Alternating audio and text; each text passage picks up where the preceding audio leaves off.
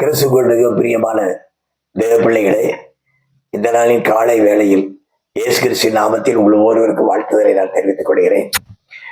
இந்த நாளை தேவன் நமக்கு கொடுக்கிற ஒரு வார்த்தை, யோபின் புஸ்தகம் 8ஆம் அதிகாரம் 20வது வசனம். இதோ தேவன் உத்தமனை வெறுக்கிறதும் இல்லை, பொல்லாதவர்களுக்கு கை கொடுக்கிறதும் இல்லை. உத்தமர்களை அவர் வெறுக்கிறது இல்லை, பொல்லாதவர்களை பற்றி நமக்கு கவலை கிடையாது. தேவ பிள்ளைகள், நீங்களும் நானும் இயேசுவின் ரத்தத்தினால் கழுவப்பட்டு பொல்லாப்பிலிருந்து விடுதலையாகி அவர் ரத்தத்தினால் நீதிமான்களாகி இப்பொழுது உத்தமர்களாய் நாம் இருக்க பிரயாசப்பட்டு கொண்டிருக்கிறோம். அப்ப இந்த நாளில் நம் வாழ்வில் உத்தமர்களாய் இருக்க வேண்டும் என்று கர்த்தர் விரும்புகிறார். கர்த்தருடைய பார்வையில் வேதத்தின் வசனத்தின் அடிப்படையில் யார் உத்தமன், உத்தமாய் வாழ நாம் என்ன செய்ய வேண்டும் என்பதை குறித்த ஒரு 3 காரியங்களை உங்களோடு நான் பகிர்ந்து கொள்ள விரும்புகிறேன். இந்த நாள் முழுவதும் இந்த வார்த்தை நமக்குள் கிரியை செய்து அதன்படி வாழ கர்த்தருக்கு நம்மை அர்ப்பணிப்போம். முதலாவதாக ஆதியாகமத்தின் புஸ்தகம் 6ஆம் அதிகாரம் 9வது வசனம். ஆதியாகமம் 6:9 நோவாவின் வம்ச வரலாறு. நோவா தன் காலத்தில் இருந்தவர்களுக்குள்ளே நீதிமானும் உத்தமனுமாய் இருந்தான். நோவா தேவனோடு சஞ்சரித்துக் கொண்டிருந்தான். தேவனோடு சஞ்சரித்துக் கொண்டிருக்கிற ஒரு அனுபவம், தேவனோடு வாழுகிற ஒரு அனுபவம், தேவனோடு நடக்கிற ஒரு அனுபவம்.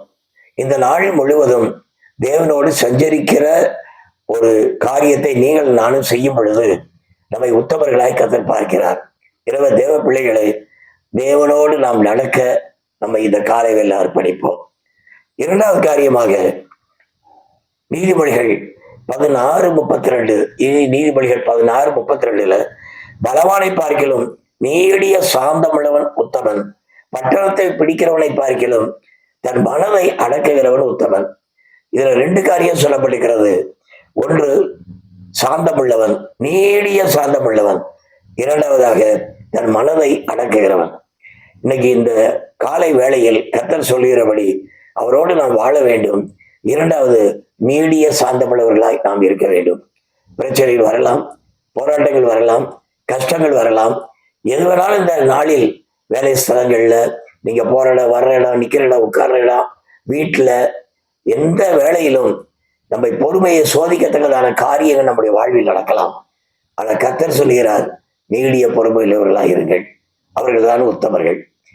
அது மாத்திரமல்ல, தன் மனதை அடக்குகிறவன். கோபம் பயங்கரமா வரும், ஆனா மனதை அடக்கிடணும்.